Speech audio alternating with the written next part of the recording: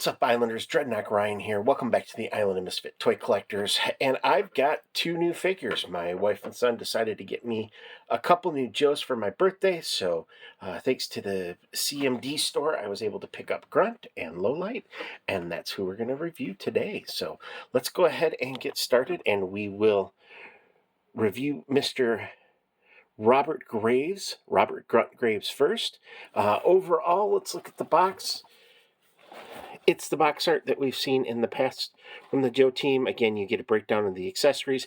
He does come with the Sunbow style laser rifle, the Steel Brigade or Battalion or whatever they're calling it, helmet, which is actually just a swappable head.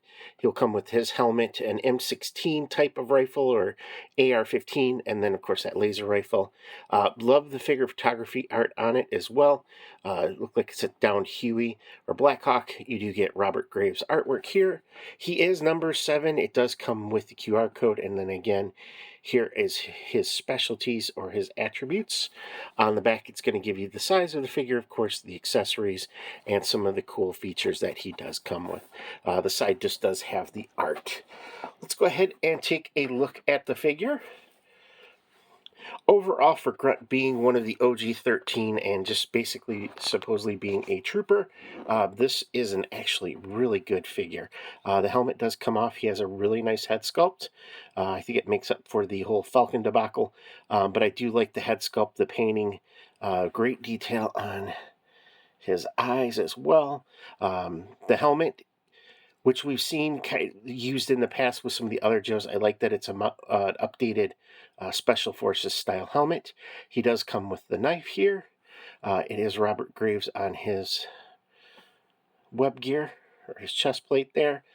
This item does flip down so you can see it has like health or just some sort of readouts there, which is just kind of a new cool feature. The holster for the pistol, he does come with, let me get this to focus, some pouches on the side with some paint, as well as this. I don't know if this is like a medical kit or something. Brown boots with some green trim in there. And then overall, just the same articulation that we've seen for the G.I. Joe characters.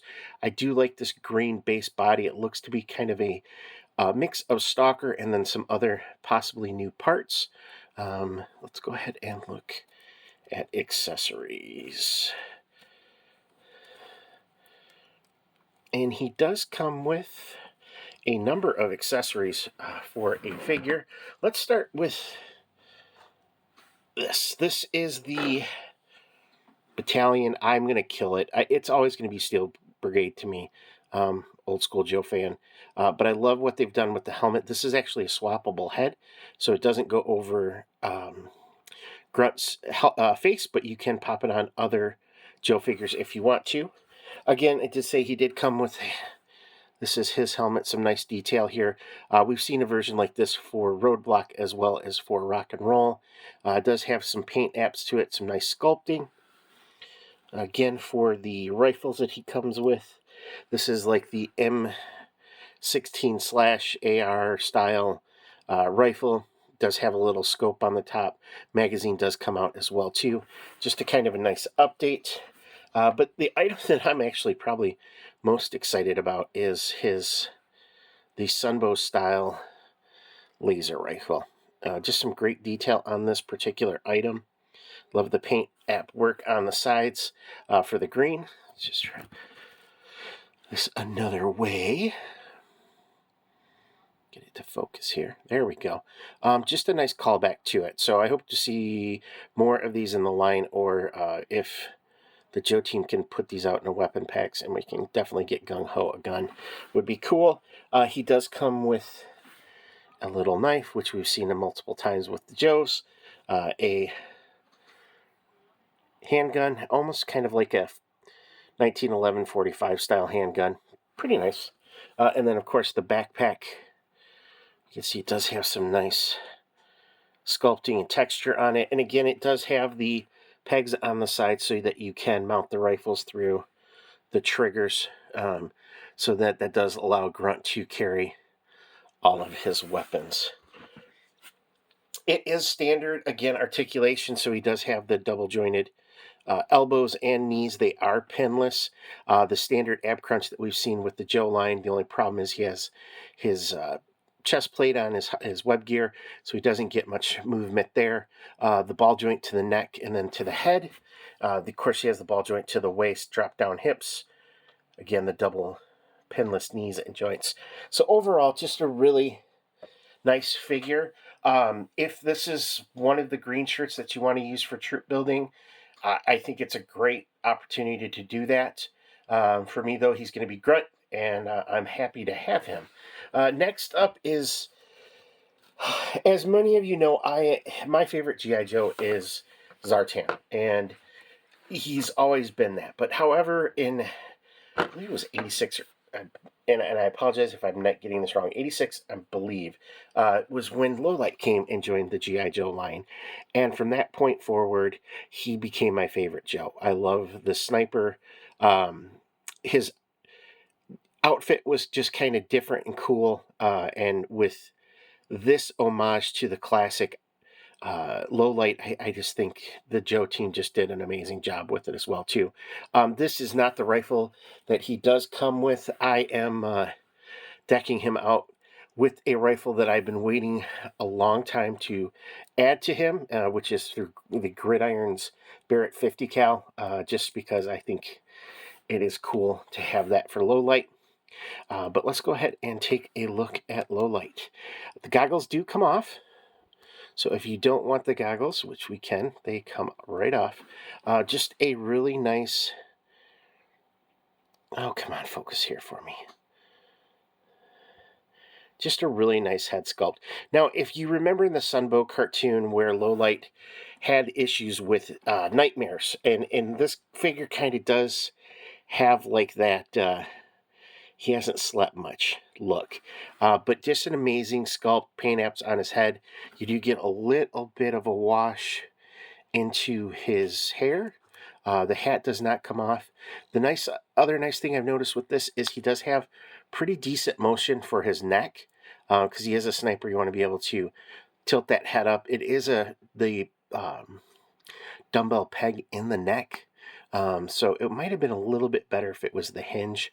But overall, just really cool. One thing that stood out to me is he looked smaller than I remember from the vintage as well as the modern updates in the 30th and I believe the 50th line. But the reason being is it's not an overlay on this. This is all sculpted. So you do get some grenades here. Let's get that to focus. He does have some pouches, which are really nice. You do get some paint apps for the buckles. The red here is trimmed in nice. He has an undershirt that you can see here. Down to his waist, he has this. The belt is painted. His pants look different than any that I've seen before. If you notice, he has, get that to focus, zippers right there. This is also one of his other accessories, which we'll cover. He can hold all of his weapons as well. And we'll go through all of those here in just a moment. You can see there is continued paint accessories and apps on the back. So you get the buckles. Those are all painted as well too. The back here has paint for the belt, pouches, and then of course down at the boots and the knees. So there's a pretty decent amount of new sculpt for Lowlight. I think this means we'll see him probably in the Marauders line. Maybe a couple more, just depending on what they decide to do for the Joe team.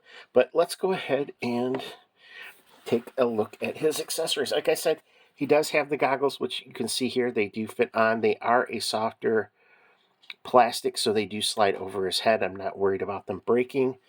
He does also come with a wind reader, which is just a nice little accessory that does plug into his pouch.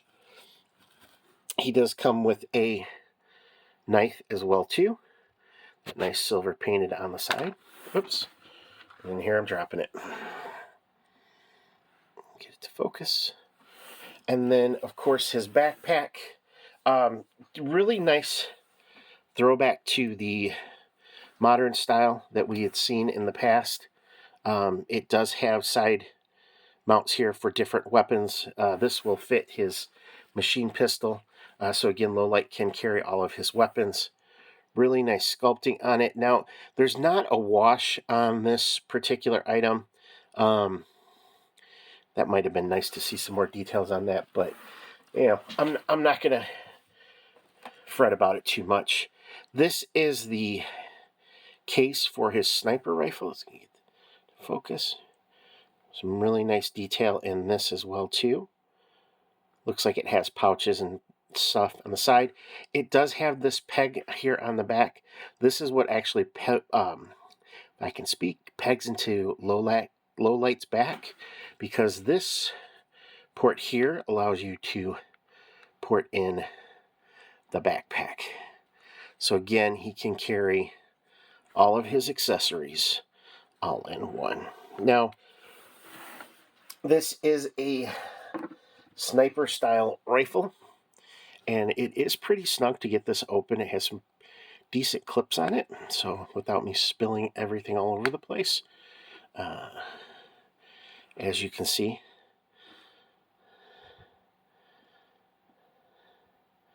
those are the pieces. And again, it just does come out. You put the sniper rifle together. It's pretty easy to do. Do this really quick off camera. But it's nice. It's a harder plastic than what we've seen for some of the other Joe figures, which I think you do need to have that for the sniper rifle itself. I didn't have any type of warpage issues with either one of these figures' guns. So hopefully that means that we're seeing all of those QC issues being fixed. And now, if you remember the 50th or 30th, I should say, Low Light did come with a collapsible rifle. So it allowed you to take it apart and put it in the case as well. This is the same. And I apologize, I just want to make sure I can get it all put together. You can see it does come with the suppressor that plugs into the end. Just simply plugs in right to the port. It has a standard blast effect port as well too. It does have the bipod, which can move up and down. It is clipped in. You can see there, so it doesn't plug in. The scope just plugs right into the top. There's a little notch. You pop that right in. The magazine is not oh, it is removable. Oh, my bad. Okay. It came attached to the rifle, but that is removable as well. It looks to have pretty much a modern looking sniper rifle. Pretty nice, like I said, rifle that does come with it. Again, I am going to swap mine out with the Barrett from Marauders. I've been waiting to put this with Low Light just to give him this bad mamma jamma right here.